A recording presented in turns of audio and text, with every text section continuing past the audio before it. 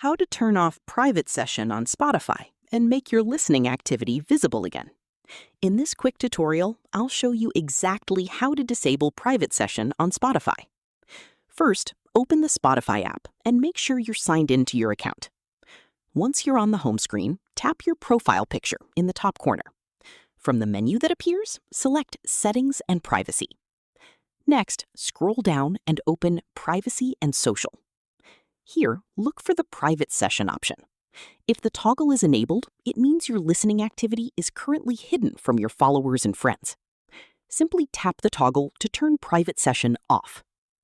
Once disabled, your listening activity, recently played content, and other shared Spotify activity can become visible again based on your privacy settings.